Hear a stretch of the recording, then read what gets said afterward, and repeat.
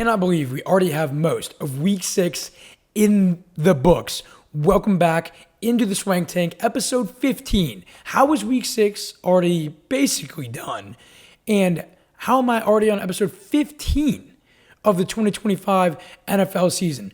Welcome back into the show. If it's your first time watching or listening, welcome into the show for the first time. If not, welcome back in. If you're watching or listening, YouTube, Spotify, wherever you are, and however you are consuming this, thank you very, very much for being here. I really appreciate it. I am your host, Ryan Swankowski, and man, what a weekend that just occurred in Dallas. I was in Dallas, for the Texas OU football game. If my voice is a little raspy or a little off tonight, that is why. That is the main reason. UT football giving me some stressful times, but pulling out a big-time W. That is why. But welcome into the Swank Tank. What do we got planned for you tonight? Well, like I already mentioned, we had an amazing week 6, one full of big-time storylines. We're going to start with one major note from every week 6 game. I'm going to recap every game. I'm going to give you and leave you with one big note from each game. After that, let's touch on real quick the Patriots' success. They moved to 4-2. They move into a potential playoff spot. If the season were to end today, we'll touch on that. After that, the Ravens. I have a lot to talk about the Ravens. And then we'll wrap up with Brian Callahan being fired from Tennessee. In my mind, needed to happen before the season maybe even started, at least after week 3 or 4. I digress. I save my thoughts till we get there. And a little bit more, wrapping up with Swank's Banks. Very heavy and loaded episode for you all. Welcome into the Swank Tank. Welcome into episode 15. Great episode here for you, and excited to get straight into it. Let's do it. Our overall pick record has now moved to 59-32 on straight up picks. Great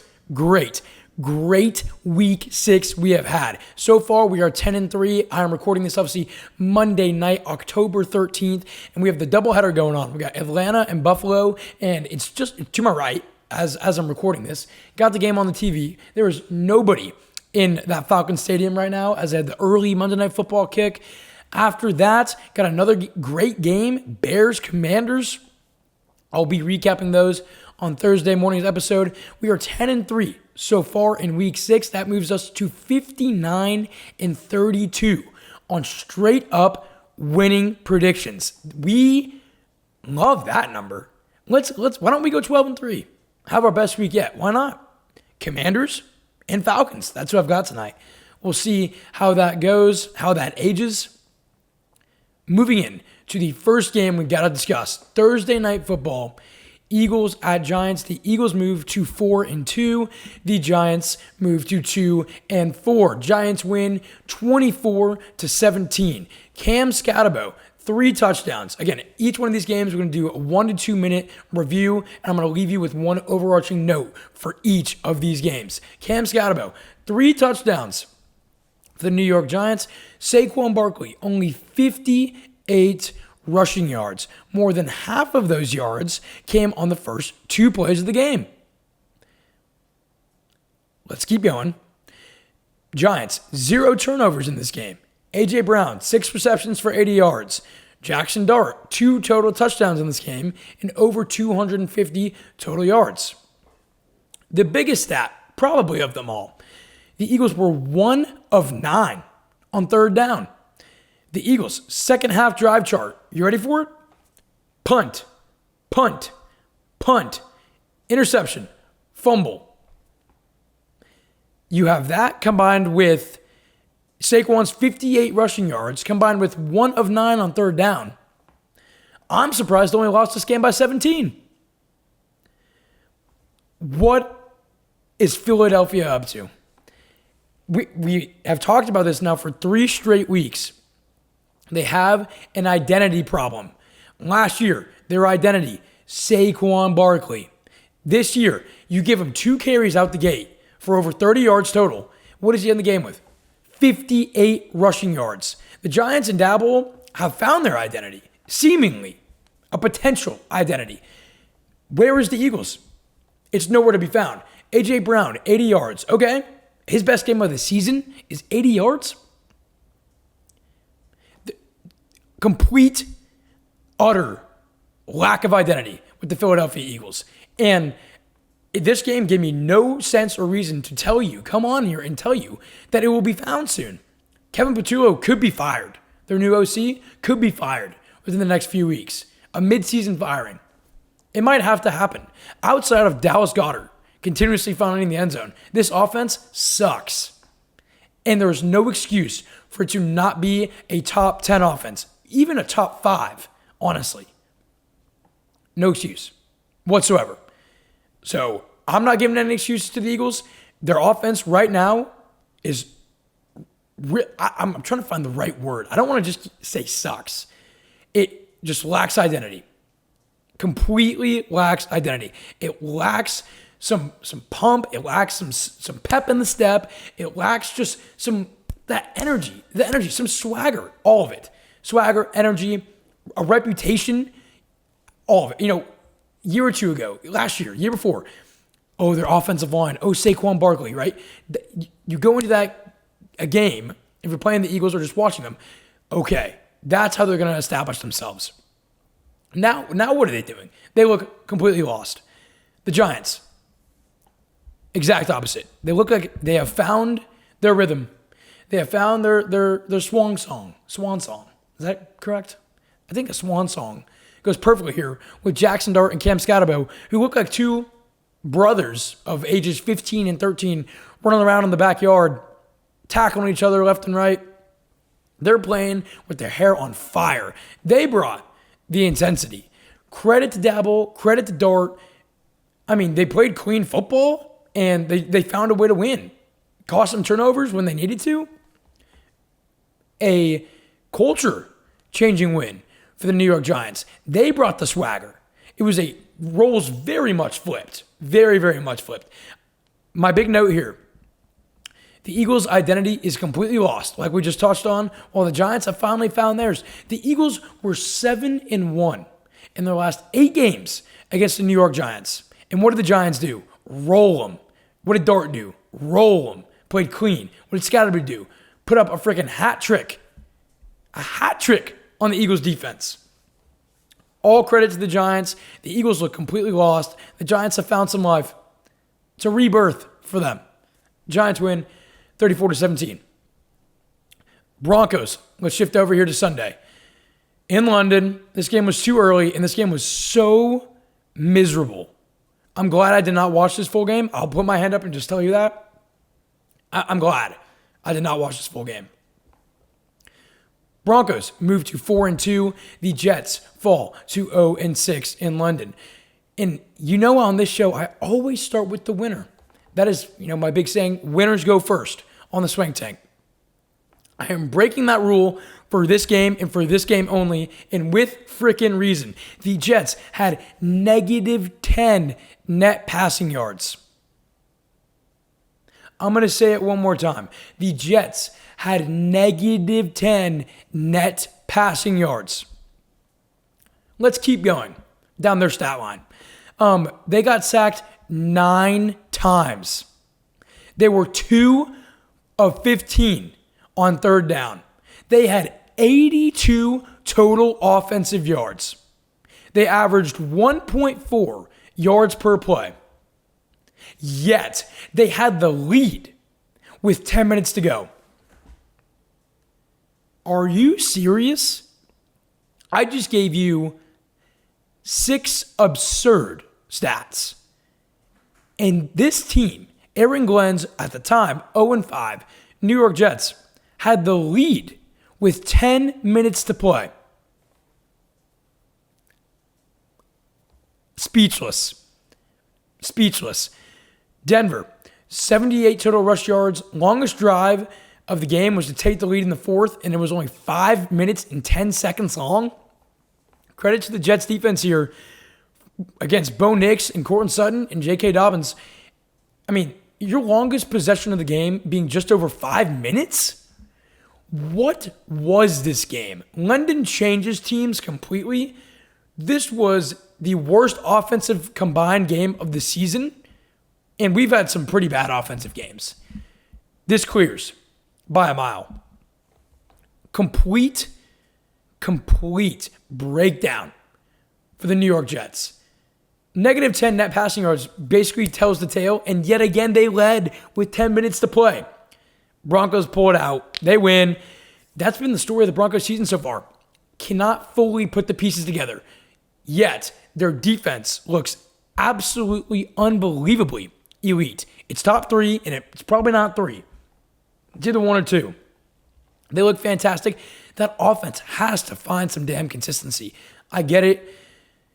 Bo Nix in year 2. Sure, they have too many weapons to not be more consistent. And that's going to be their kryptonite, if they have one, going down the stretch, going into the middle of this year. Offensive inconsistency. My big note for this game, the Jets continue to somehow get worse. Each week they find a new way to look at them and say, wow, that's why they're the worst team in the NFL. Obviously, this week it was negative 10 net passing yards with 82 total yards of offense. Each week they find a way to surprise you in how bad they can be. That's my note. Broncos somehow get the win. Move to 4-2. We keep going. The Arizona Cardinals fall to 2-4. They've lost 4 straight. The Indianapolis Colts move to 5-1. Colts win 31-27. Daniel Jones, another solid game with 3 total touchdowns. Jacoby Brissett stepping in for the injured Kyler Murray, 320 yards, 2 touchdowns, 1 interception. Jonathan Taylor, 123 yards and a touchdown. Very, very similar stats here in this game. Penalties, time of possession, total yards. They were all in the same ballpark. Very similar stats across the board. After half the game, let's take a look at some of these drives here. So, after halftime, this is how the drives went by both teams combined. It went touchdown, field goal, touchdown, touchdown, field goal, touchdown. Scoring fest. And then how did it end? Downs. Then what? End of game. Classic Arizona Cardinals. They got into a nice little shootout there. That was pretty fun to watch. A little Jacoby Brissett, Jonathan Taylor, Daniel Jones shootout. What year is this? Is this 2025? I would have said that was 2022. Classic Cardinals. There's really not much else to emphasize besides the fact that it's the classic Cardinals. That's really all I can say. And Swank, what do you mean by that? If you haven't tuned into previous episodes, you're definitely asking, what do you mean classic Cardinals? Explain yourself. I will. This team lacks a clutch identity. I touched on it a lot last week with James Conner being that veteran offensive presence. That is their biggest issue, is that they lack a veteran leader on the offensive side of the ball. When you need to go down and get 3 points, when you need to go down and close out a game with a first down, this team all season long has not been able to do that. They lack the clutch gene. They lack the leader on offense. That is what I mean by classic Arizona Cardinals. What happened in this game? I need 3 points. I need a touchdown. They can't, when needed most, backs against the wall, or when needed most to put the game away, they can never seemingly find an answer. They always mess it up. Always. Motto of their season. That's what happened here yet again.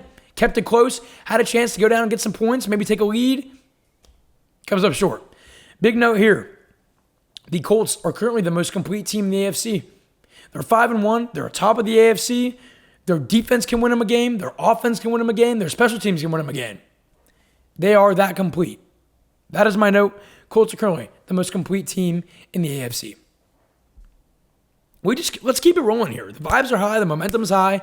Let's keep it rolling. The Chargers move to 4-2. The Dolphins fall to 1-5. Chargers win 29-27. Justin Herbert, 2 touchdowns and 0 interceptions in this game. Tua. 1 touchdown and 3 interceptions in this game. A-Chain, 128 yards, 2 touchdowns.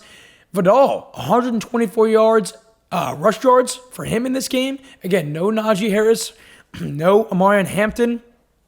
He steps up when needed to.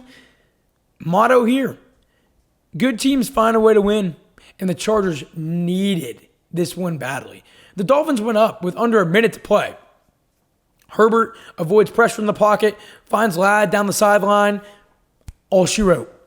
This was a much more of an offensive battle than I really anticipated. Last week, my call for this game was that it was a get-right offensively for the Chargers, but I left the door open and said that this game could be close.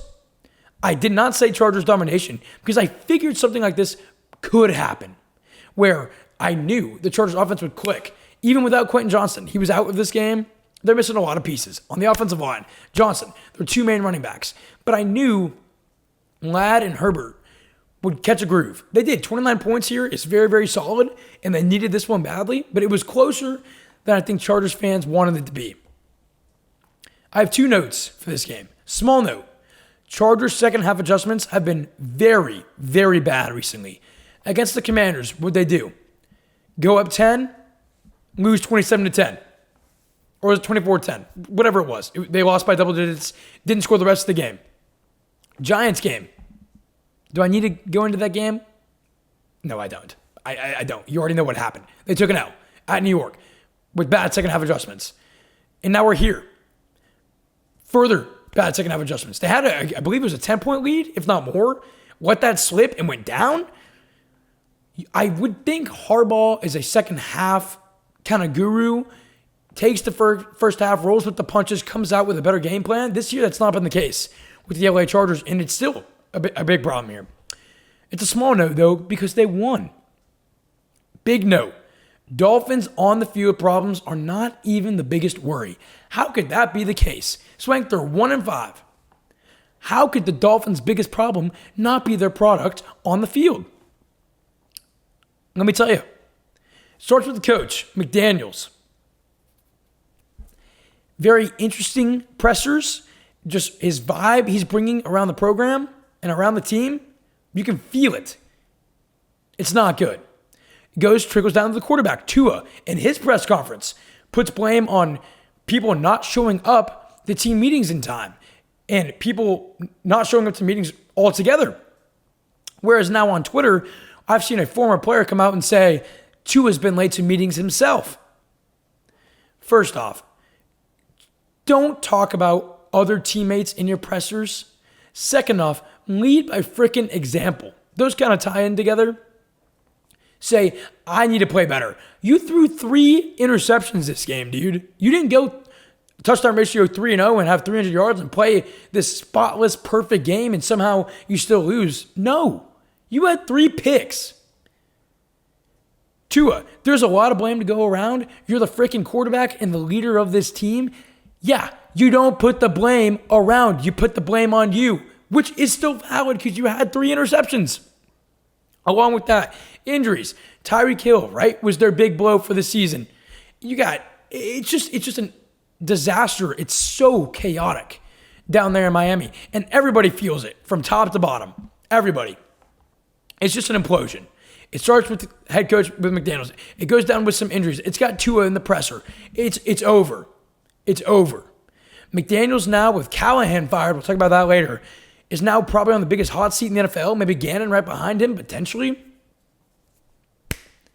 Utter disaster for the Dolphins. Not just on the field, outside of the building as well. Chargers get a much needed win. They win 29-27. Let's keep it rolling. Let's keep it going over here. I just had to take a good sip of the green tea. Trying to help the voice out, trying to keep it nice and smooth. We do what we can on this show to give the best product possible. We push through. The New England Patriots, the 4-2 New England Patriots at the Saints. Saints fall to 1-5. Pats win 25-19. Solid football game here overall. Drake May, 261 yards and 3 touchdowns. Spencer Rattler, 227 yards. That's it. No tutties, no picks. He's been doing that a lot this year, where he doesn't turn the ball over. That's key. But then he's not throwing any touchdowns. But then he's doing what he can. He's being a solid game manager. He does not deserve to be, is it 1-11 now in his career? He's playing better than that. Just got to throw that out there. Drake May led New England in rushing yards with 27. What? Huh? 27 rushing yards, led the team for New England, and it was by their quarterback. Okay. Boutte here, 2 touchdowns. This game started off hot with some scoring, then very much simmered down in that NOLA heat, that NOLA Cajun cuisine, simmered down in it. The Pats were able to close the door, though, with that. Keyshawn Boutte. Is it Booty or Boutte? I believe it's Booty, honestly. It's one of the two. With a Boutte catch, and compared to others, they've been able to close the door. We talked about the Cardinals just recently. Drake May, the New England Patriots, were able to close the door. They've seemingly been able to do that this year. Right? It's very flipped from the Cardinals. Not to bring back up their disaster that's going on. But against the Bills, needed to get a score. They go and do it. They win the game. Late in the game. This game, they need to go down and make a big-time play. There's Drake May. There's the wide receiver crew coming up clutch, getting the first down, moving the chains, game over. Overall, solid game all around. Not much to really touch on. I'm going to touch more on the Patriots later in the show. Saints 1 turnover, Patriots 0. They've just been playing damn clean football. Really clean football. This one, I'm just going to keep it quick. Note, New England has solidified themselves in true playoff conversations. They moved to 4-2. They're playing clean. They're winning the games they need to win. They look good. They just look solid.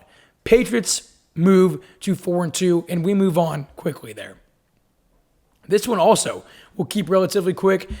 The Cleveland Browns fall to 1-5. The Steelers go to 4-1. Steelers win 23-9. I called this game beautifully. It was a beautiful, beautiful call. Dylan Gabriel in this game threw the ball over 50 times. You know it's not a good recipe for success when your rookie quarterback who's making his second ever start, his first ever true road start, his first AFC North start, has to throw the ball over 50 times in a game. Not a good recipe, Browns fans. You know it. It's not good. The Browns are probably going to be big sellers at this trade deadline. Njoku maybe being one of those pieces. Judy maybe being another one of those pieces. They already sold with Newsom to the Jags. Keep an eye on that. Keep an eye on that. Aaron Rodgers, 235 yards, 2 touchdowns here. He played a great game. Gabriel, 221 yards. We already just, talked about his pass attempts. Classic AFC North game here. I said in Thursday's episode, these games always go 2 ways. One way, uber high scoring, off the rails scoring, no defensive production whatsoever, 45-40 game, madness. Then there's the second option, which is the exact opposite, complete ends of the spectrum of the first option. Low scoring, no turnovers, pretty much clean, air quote, football, but also ugly in the sense of a lot of punts and a lot of just bad drives and lack of offensive production. These games always go one of 2 ways, and it went the second option here. Basically a snooze fest overall. Steelers defense, 6 sacks compared to the Browns, 0. Really not much else here. Judkins, 36 rushing yards, his worst game of the year. They just couldn't find the end zone when they needed to, of course. Kind of been the story of the season for him. That's really all she wrote. Again, these are more of a relatively quick recap as we have some bigger stories to get into. Steelers win 23-9. My note here, Steelers will win the AFC North. That leads into our biggest conversation later with the Baltimore Ravens. Big segment on them. Got to stay tuned for that. The Steelers will win the AFC North. They're 4-1. The Bengals are out of it. Obviously, the Browns are out of it. And to me, the Ravens are very much out of it. Steelers are going to win the AFC North. That's my note here. We move forward. The Dallas Cowboys fall to 2-3-1. The Carolina Panthers move to 3-3. Panthers win 30-27. This is the first time the Carolina Panthers have been 500 or better, I believe, since 2021. Welcome back. Carolina, it's been a long time. Welcome back in. I believe it was 2021. Forgot to write that part down. But I saw, I believe it was week 10, 2021. Fitzgerald, game winner here as time expires. Dak Prescott, 261 yards, 3 touchdowns. Bryce Young, 199 yards, 3 touchdowns, and 1 interception. Probably his best game of the year. Maybe it was that Atlanta game, but probably Bryce's best game for the 2025 season. Rico Dowdle, 239 total yards and 1 touchdown. You know, he's RB11 in fantasy, and he started 2 games. 2 games he started in. He's been the main back end. He's already running back 11 for the entire fantasy season. Unbelievable production from Rico Dowdle these past 2 weeks. He said, quote, in his press conference, "They wasn't buckled up." Who doesn't love to see that?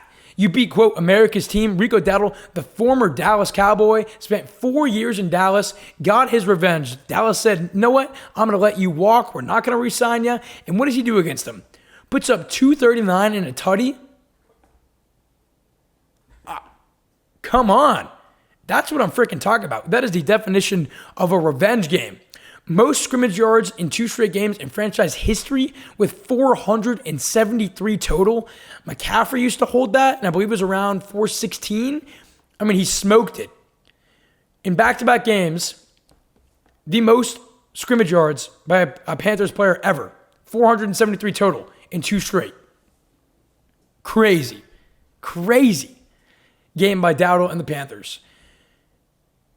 Ted McMillan, first career NFL touchdown, and he got 2 of them. He 2X'd. Dallas only had 31 rushing yards in this game, and of course, the defense can't help out when needed to most. Let's go back 5 seconds. Dallas had 31 total rushing yards.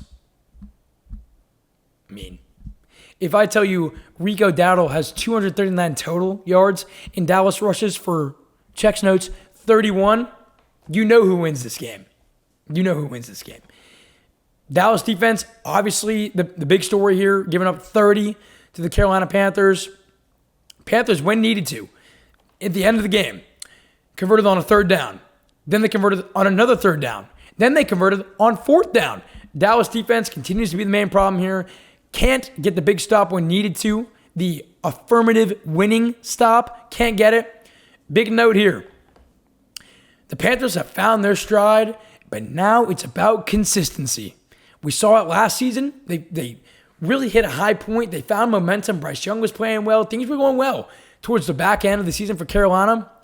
Things didn't start off well for Carolina this year. They've won 2 straight. They beat Dallas, come back win against Miami. They moved to 3-3. They're 500. Things feel like they're turning in the right direction. They go and play the Jets now this week. They could be 4-3. I need to see a win against the Jets. I have to see it. I need to see the consistency. It's a great win against Dallas, don't get me wrong.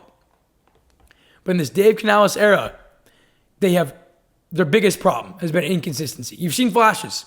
Then you've seen the deep valleys of this team as well, the bottoms. They need to come out and show that the team that were against Dallas, the second half team that were against Miami, they can sustain it. Let's see if they can. That's my note for this game. Panthers get a huge win and move to 3-3. Cowboys fall to 2-3-1. Rolling over straight here into the Seahawks and Jaguars game. This one I'll keep quick as well because there's really not much to touch on. Seahawks move to 4-2. Jaguars fall to 4-2. Seattle wins 20-12. Sam Darnold played fantastic. 295 yards and 2 touchdowns. Trevor Lawrence, 258 yards and 2 touchdowns. Solid games all around from these 2 quarterbacks. There was a combined 119 rush yards in this game and 0 turnovers. So what does that tell you? I mean, this game went pretty methodically, honestly. No turnovers. Really not much of a rushing game. Had to keep passing the ball. A good amount of completions by both quarterbacks. Clock was running. Clock was moving. I mean, this was just, as they say, a solid football game. Nothing crazy. 20-12 win. there was one small crazy part. The Jaguars gave up 7 sacks. 7 sacks to Byron Murphy in that Seattle defensive front. They look good. I mean, that defense had a one-off lackluster game against the Bucs, and granted, that's Baker Mayfield just being who he is. My MVP candidate at the moment, Baker Mayfield. We're going to touch on him next week, or later in this week, excuse me. But Jags giving up 7 sacks, and they ended the game with 3 straight punts. I mean, that's really all she wrote here. My big note, Jaguars' offensive inconsistency will continue to be their kryptonite. 1 week Lawrence plays well, the rushing game sucks. Another week Etienne goes for $130. Trevor Lawrence has 2 or 3 interceptions. Liam Cohen needs to find a way to get this offense to just be a little bit more consistent. Okay, oh yeah, Brian Thomas has his best game of the season, but then what? You give up 7 sacks. They still haven't put every proper piece together offensively. They just haven't. Their defense has come up clutch when needed to. You know, last week against the Chiefs, a 99-yard pick six helps with that. Their kryptonite is going to continue to be putting every small piece together on that offense if they really want to compete and be elite this year. Credit to Seattle on the road. I called this game. I had Seattle being my winner here. They get it done. They move to 4-2. Jaguars fall to 4-2. Let's rotate over here to another pretty quick game because there's not a lot to talk about at this moment about this one team, but a lot coming in about 10 to 15 minutes. The Rams move to 4-2. The Ravens fall to 1-5. Rams win 17-3. Matthew Stafford, 181 yards and 1 touchdown. Cooper Rush, 72 yards and a pick. Huntley, 68 yards.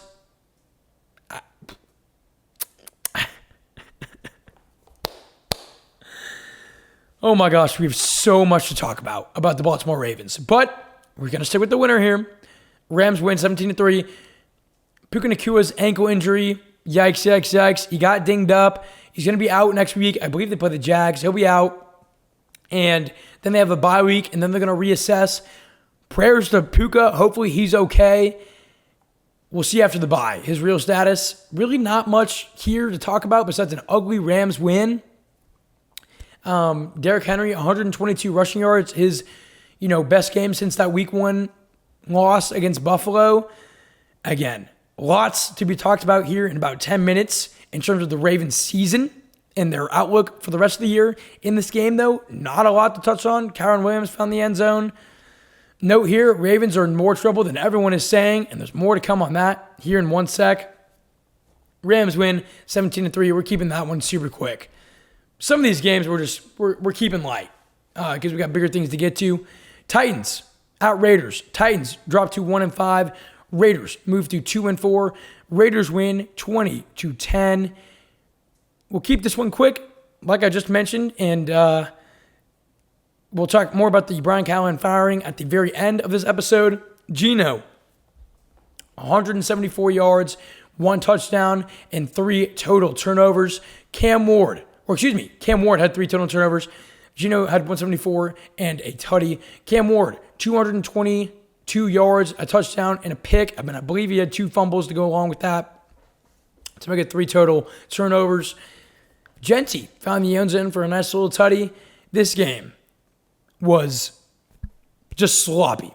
Sloppy all over. The Raiders couldn't run the ball. The Titans couldn't really run the ball. Tajay Spears had more volume than Tony Pollard. Just sloppy all around. Very similar team stats. Really not much to touch on purely in this game. So we're going to go straight to my note. The Raiders need to start thinking about changing quarterbacks. Geno is having very much a year that the Raiders did not expect and that their fans didn't want to see whatsoever. The fact that what they traded for him, they gave up good capital, I believe it was a third and maybe more. The fact that he's making over $40 million this year and next year, there's really not much else to say besides the fact that Geno Smith needs to be playing more competent and more consistent football at a much higher level. That's really it. That's my note for this game. Are we considering putting Kenny Pickett in? Aiden O'Connell is going to be out at least another few weeks. Is Kenny Pickett potentially in line to get a start this season? There's a chance. I don't know who Raiders play next week. I've been focused too much on this week 6, especially for this episode. But if Geno has one or two more games where he is really not putting up good production, there's serious talks about Kenny Pickett coming in and maybe replacing him. And then Geno will probably get dealt at the deadline or even cut. There should already be talks about that. We got 3 games left here to discuss in recapping week 6 and giving you one big note per game. Let's go to Green Bay. The Bengals fall to 2-4. Packers move to 3-1-1. Packers win 27-18. The cover here was too easy. It was one of my favorite bets of the weekend. It was part of Swank's Banks. I took 14.5 for the Bengals. I believe it was listed at 14. They were plus 14. I took an extra point. Didn't even need to. They cover here relatively easily. Jordan Love, 259 yards, 1 touchdown, 1 interception. Joe Flacco, 219 yards and 2 touchdowns in his first game with the Bengals. He looked fine. He looked solid. I'll tell you what, he looked better than Browning, given that he had no picks. Pretty good there. Bengals, 55 rush yards. Josh Jacobs, 150 total yards and 2 touchdowns.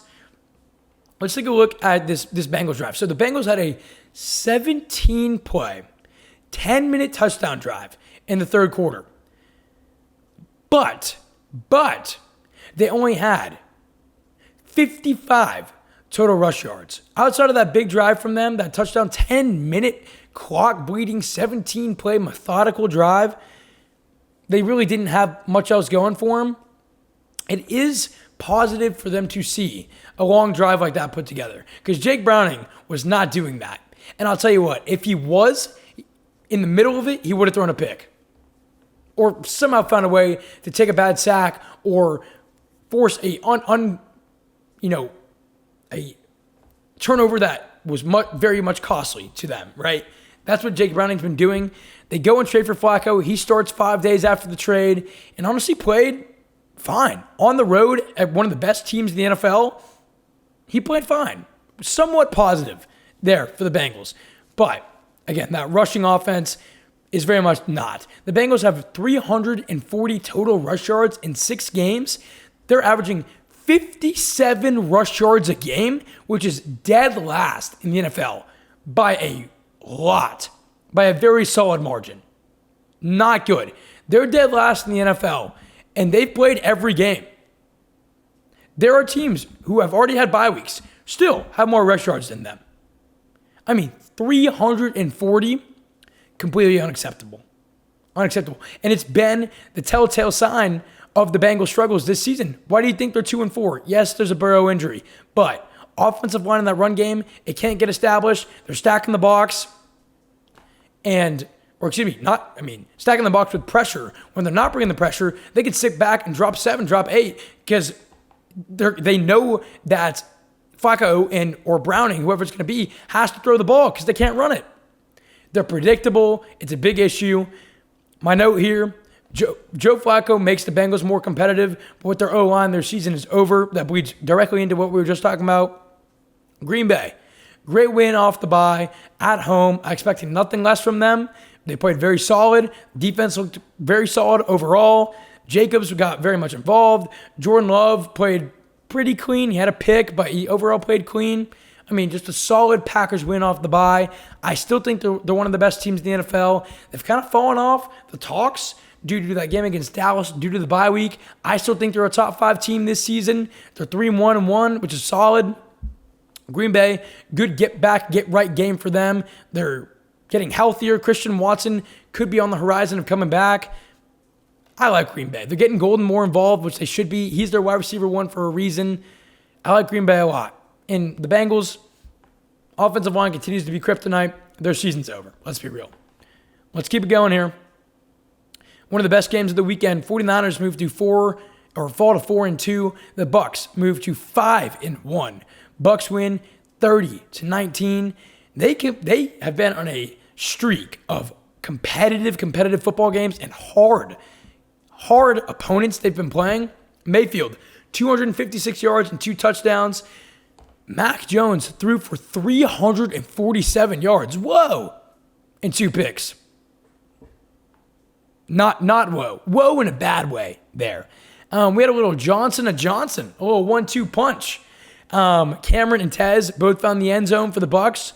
Touchdown each for them. Kendrick Bourne, 142 yards here in this game. Again, no Kittle, no Pearsall. Jennings played, but man, he's playing through ankle injuries, broken ribs. I mean, the 49ers are falling apart. They had their own teammate step on Pinheiro, their kicker, who then got injured. I haven't seen a team this injury plagued since the 2024 Niners. Oh, and the 2023 Niners. Injury bug, injury plague, seemingly cannot find their way away from the 49ers team. The Bucks had 6 sacks on Mac Jones in this game, and the Bucks had some injuries out themselves as well. Egbuka seemingly out a few weeks with a hamstring injury. There was no Mike Evans. There was no Chris Godwin. They're still missing pieces on the offensive line. Oh yeah, and Bucky Irving didn't play in this game. This was the hospital game. Not only did they go into the game with people injured, they got even more injured. The Bucks, especially with Egbuka being out several weeks now, it seems.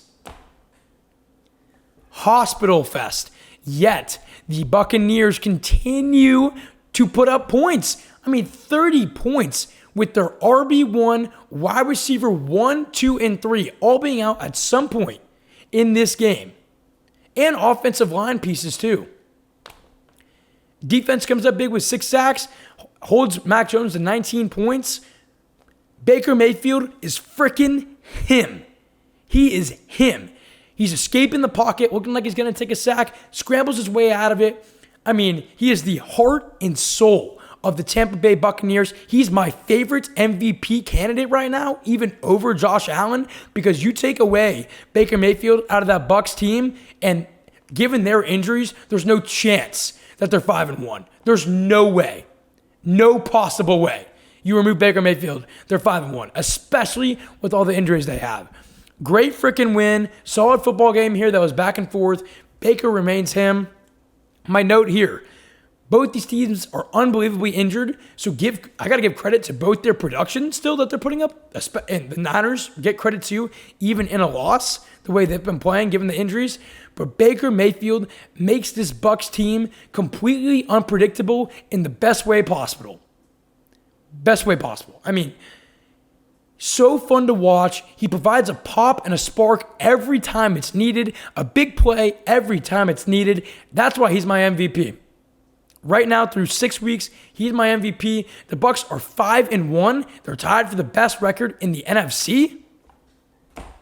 Are they tied for the best record? Or do they lead now? I believe as I'm saying this, they lead. Could be mistaken there, but not Philly, not Detroit, not Green Bay. Pretty sure they lead. Pretty sure they lead in the NFC as we speak at 5-1. Baker Mayfield's him. We move on. Sunday Night Football, the last game so far. We'll recap of the Week 6 slate. Again, Bills at Falcons happening right now. Midway through the first quarter, 7-7. And then we got the Bears and Commanders after that.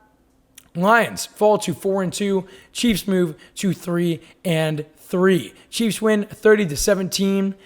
Mahomes, a vintage Patrick Mahomes Sunday Night Football primetime in Kansas City start for Patrick Mahomes and the Chiefs. 4 total touchdowns for Mahomes with 289 yards. Jared Goff, 203 yards and 2 touchdowns. Gibbs, only 65 total yards, his worst game yardage-wise of the season. Hollywood Brown for Kansas City finds the end zone 2 times. Big thing here. And it's not even my note because I just need to mention it. Before that, want to guess how many flags, penalties the Kansas City Chiefs recorded this game? Go ahead, take a guess if you don't know. Did you guess 0? They had 0 penalties in this game. Credit to them for that. But I'm gonna play the other side of this. I'm gonna hit almost an Uno reverse. There was a lot of no calls, a lot of calls that could have gone against them that were just not called. Overall, very poorly officiated game, in my opinion. Especially, if a team has no flags, that is impossible in the NFL. At some point, there's a holding call. At some point, there's a block in the back. No flags, to me, should almost never be called because no team can play that perfect. But the Kansas City Chiefs played essentially perfect. It was pretty damn close to it. The Lions, first touchdown was called back due to a motion penalty by Goff. Then they had another penalty. Then they had to settle for a field goal, so the touchdown was taken away in the first quarter. That was kind of their motto for this game here. So they had to settle for a field goal there. Brian Branch at the end of this game, the game was over. Come on, bro. Come on. Doesn't shake Mahomes' hand, gives him a little psych, goes up to Juju, and calls it a big altercation there, shoved him in the face, made Juju bleed. He now serves a 1-game suspension without pay in his next game. Very untraditional Lions game. An identity shifter for the Lions. A game in which the Lions played very much unlike themselves, right? Undisciplined, and the bread and butter is with Gibbs and Montgomery, and, Gibbs only had 65 total yards here. Very uncharacteristic game for the Lions. And, they can lose a game they already have, and you can still say that they were classic Lions. They didn't get a fourth down. They continued to be aggressive. It wasn't like that here in this game. Kind of did it to themselves in an unprecedented way so far this year. Mahomes and Chiefs and co. get a big-time win. Overall, extremely clean game for them with 0 turnovers. Classic Chiefs W. My note here, Chiefs are still dangerous, and not just dangerous, they are very, very dangerous. They get Rashee Rice back next week off of his 6-game suspension. Here they come. Here they come. I definitely did not count them out. It feels like other teams and other, media personnel and fans definitely weren't counting them out yet. So I'm not saying that was some big thing.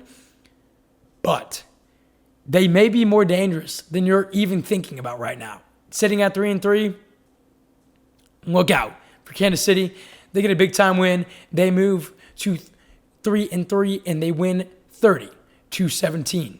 That's going to wrap up our Week 6 review with one big major note from every single game. We're now going to transition into some bigger storylines, and we're going to start with the New England Patriots. Surprisingly, not to me, but to maybe a lot of other people, moving to 4-2 and looking like a potential AFC contender. Let's touch on that here, shifting away from the bigger Week 6 recaps. The New England Patriots in this 2025 season through 6 weeks find themselves sitting at 4-2. Their rush defense has been fantastic. Very, very solid. Drake May has been playing at an elite level in year 2. 10-2 touchdown to interception ratio. Very much being a contrast to that sophomore slump cliche. They've looked solid all around. They've looked balanced in all aspects, really. And I'm playing this sound clip for you from before the season even started, back in August in episode 3. We're now on episode 15. In episode 3, I had to say this about the New England Patriots under Mike Vrabel in year 2 of Drake May and year 1 with Vrabel at the helm. Let's play it. Let's dive into why I think the New England Patriots are my favorite rebound team for the 2025 season. It's looking good for New England. It's looking good. You got Drake May at the helm. We're going to touch on that here in one sec. I'm loving the Patriots. I really am. I really, really am. They've got the veteran leadership now. They've got the rookies coming in with great pop. You got Diggs. You got Henderson. You got Campbell on the O-line. Bradbury at center. Carlton Davis. Harold Landry. Milton Williams. I'm loving the pieces they're bringing in. I'm loving it. I think the New England Patriots are headed for a playoff spot this year. I really do. I think Drake May, Mike Vrabel, Josh McDaniels, Travion Henderson, Stephon Diggs, Carlton Davis, Harold Landry, Milton Williams, Will Campbell, I think they are going to the playoffs. I'm not going to say I called it, but so far, it looks like I've called it. You heard it. I said New England was a playoff team, and I said New England was my biggest bounce-back team from 2024. A team that could really rise the ranks given the 2024 season and production. So far, they have been more than that. More than that. And they're proving me right. Again, I'm not jumping the gun and saying, oh, it's written, they're going to make the playoffs. I'm just saying, right now, the way they've been playing, sitting at 4-2, sitting in the mix of the AFC East contention. If the Bills fall to the Falcons, again, I'm recording this as that game's happening, they are in the mix to win the AFC East. They beat the Bills. They'll have the tiebreak over them if the Bills fall to 4-2. Why couldn't they? Everything has looked in a positive direction in New England. And now they go play at Tennessee this week. Oh my God. You're telling me of all people, the week that Mike Vrabel goes back to Tennessee in a very much, did you miss me type of game? They could go to Tennessee and blow them out of the freaking water. They absolutely could. And Vrabel's had this one circled all season. It's probably now circled even more, especially by NFL fans for two big reasons. One, Callahan being fired, so Titans' first game, their first game without their head coach. And Mike Vrabel returning back to Tennessee, where he had several successful seasons leading the Titans through the playoffs, even an AFC championship game. I mean, welcome back, Mike Vrabel. Then after that, what do? They go back home and they play the freaking Cleveland Browns. Guys, there is a legit chance the freaking New England Patriots are 6-2 after 8 weeks. And I don't want to sit up here and tell you I called it because it hasn't happened yet.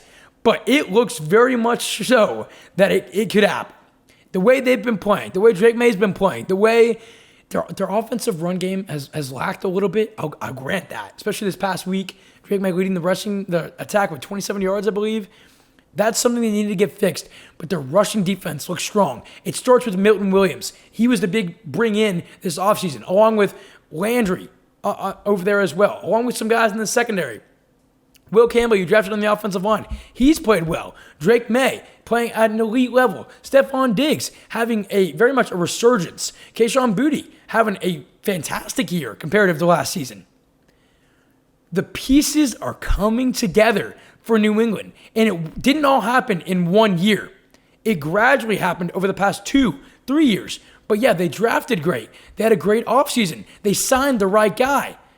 It's all coming together for New England, and I saw this coming. You heard it in that sound clip from August. You could see it forming before our eyes, and we're still seeing it. Kudos to New England.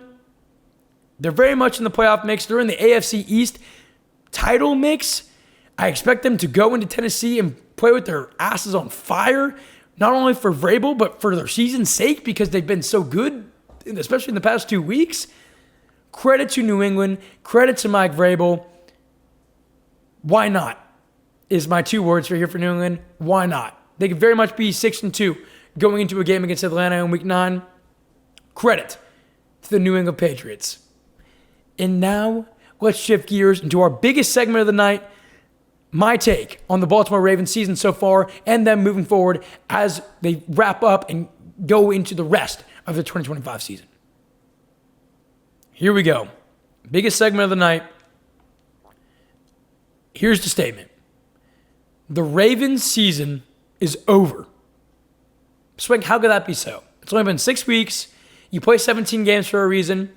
How could that be so?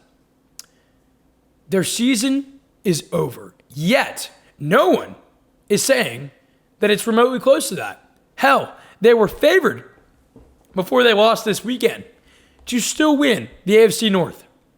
They were 1-4. And Vegas knew Lamar Jackson and company wouldn't be playing at home against the Rams. And they still had the audacity to keep the Ravens favored to win the AFC North.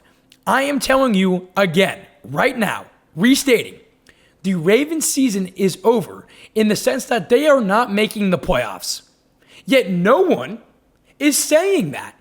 Everybody in media is still giving them a solid chance to go do it. Vegas obviously thinks there is a solid chance they can still do it, given their odds to make it, given their odds to still win the AFC North. They're finally not the favorite. The Steelers are now the favorite now.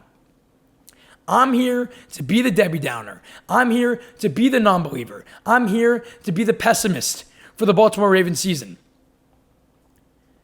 I'm about to throw you 1,000 stats at you that prove to you why the Ravens cannot put the pieces together as they progress throughout the year, even as they get healthier. And then I'm going to take away the paper completely, right? It's not played on paper. Swank, those are just stats you're about to give us. Okay, I'll completely take away and give you a different perspective outside of the stats as to why the Baltimore Ravens season, in my mind, is over. By over, again, I mean they're not making the playoffs. I can tell you right now, the Baltimore Ravens are not making the playoffs. Let's get to the nitty-gritty of it. Let's do it. Guys, the Ravens are 1-5 and now head into their bye week. They go into the bye 1-5. If I would have told you that before the season, I would have said you were smoking dope. But here we are. After week 6, Baltimore Ravens sit at 1-5, going into their bye week, which is a much-needed and perfectly timed bye week for them, given all their injuries.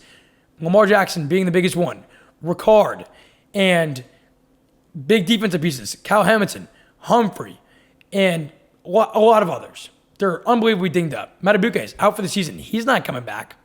That's a big loss for the entire season. That's a piece as to why I think they won't make the playoffs altogether, because they're one of the best defensive players they're going to be missing the rest of the way.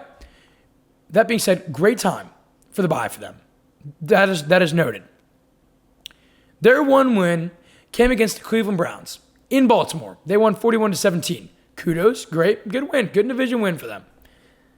Let's look outside of that. In their 5 losses through 6 weeks, they are 4th to last in yards per game given up. And that's 4th to last in rushing yards, and that's 4th to last in passing yards given up too. There's some teams where, their rushing defense is really strong, but their passing defense sucks. So that's what really levels them down. There's some teams where, their passing defense is actually really pretty solid, good secondary, but their defensive front is kind of what's been hindering them. So it looks a little seesaw-ish. This Ravens defense is 4th to last in yards per game given up, and they're 4th to last in rush yards per game given up, and 4th to last in passing yards per game given up too. They're balanced in the terms of being ass. There was no bright spot on that defense. Before this season, the Ravens on paper had a top 10 defense, secondary-wise, front-wise, even at linebacker, Kyle Van Noy leading the way. Roquan Smith.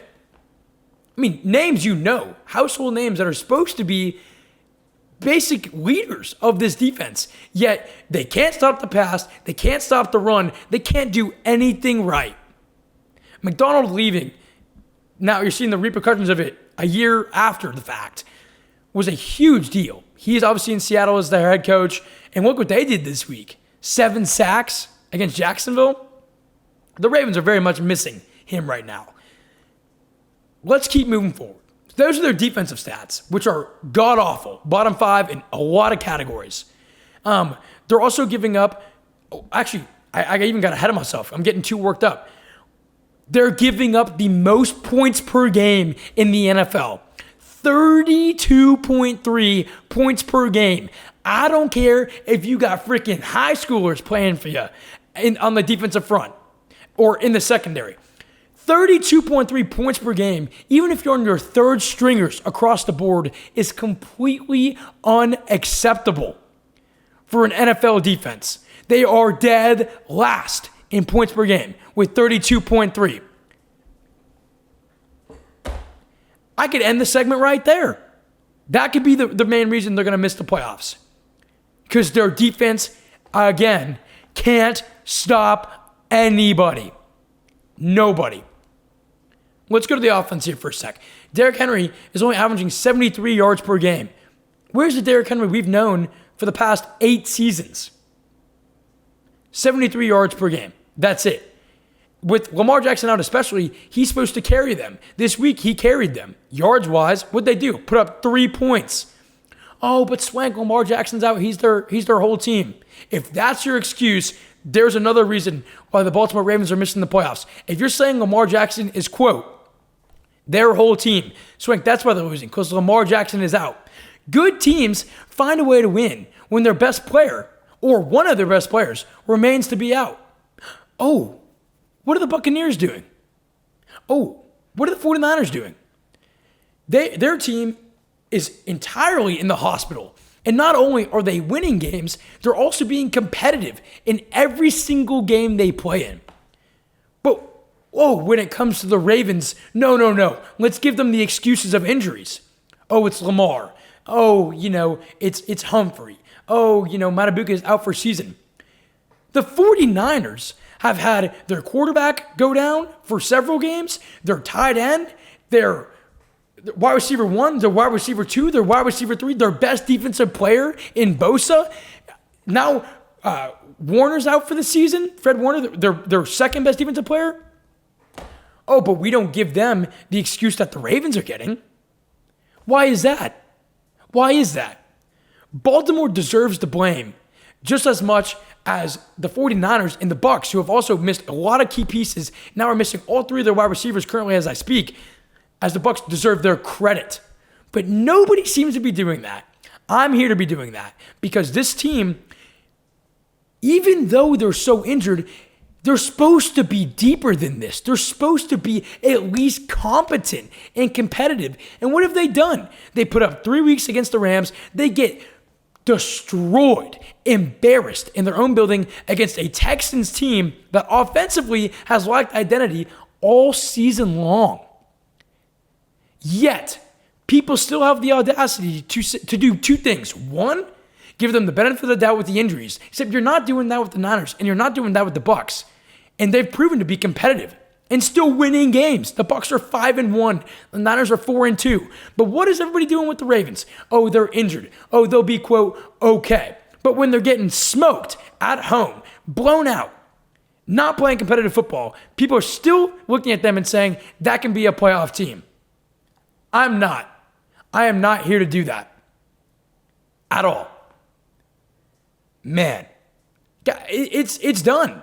It's done. They're not a complete team, and great teams have depth. The Niners, the Bucs, other teams have depth, have pieces to plug in. And yeah, I get it. It's been a lot of injuries. I do get that.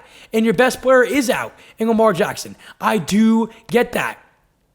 But again, if you have to say Lamar Jackson, right, is as your best player, if you have to say we need Lamar to win, you're not a playoff team. You're not. Especially because he's not out for season. He's out, 2 weeks? And he'll be back now after the bye week? You got to be able to plug in when needed. And yeah, I get it, guys. They've also played good competition, the Lions and the Chiefs and the Rams. I do get that.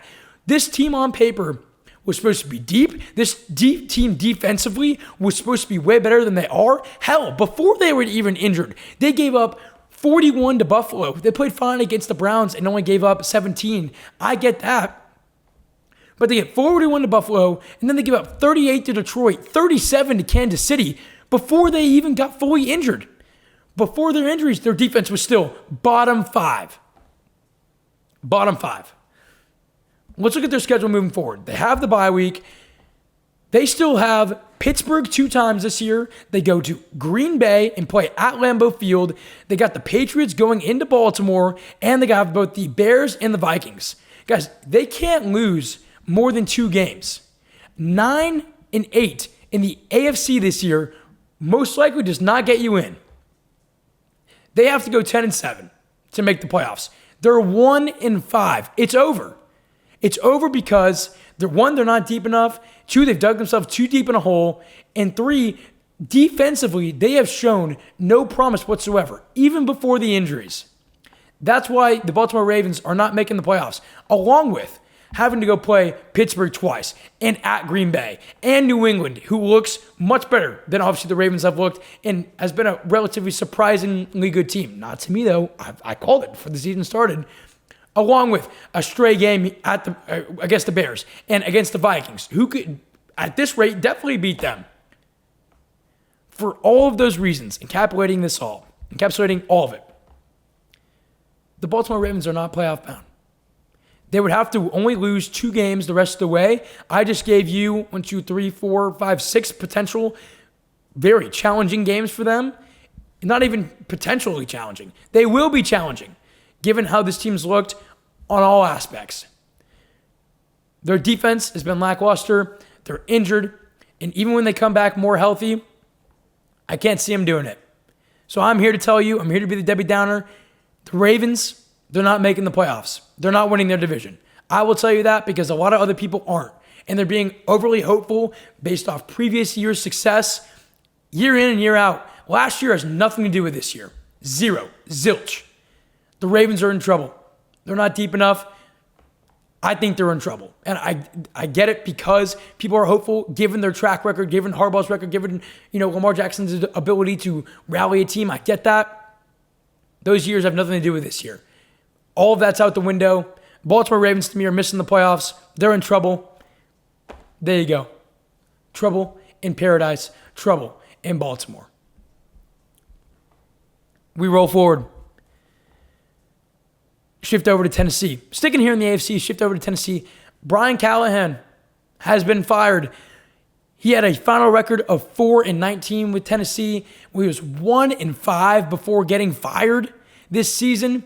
Mike Bergonzi is the new GM of this team. He was hired here in 2025 from Kansas City, and he has got a lot of work to do and a lot on his plate. To me, I never fully understood the firing of Mike Vrabel from the start. Now he gets to come in and get his revenge this week at Tennessee. I mean, I grade this firing.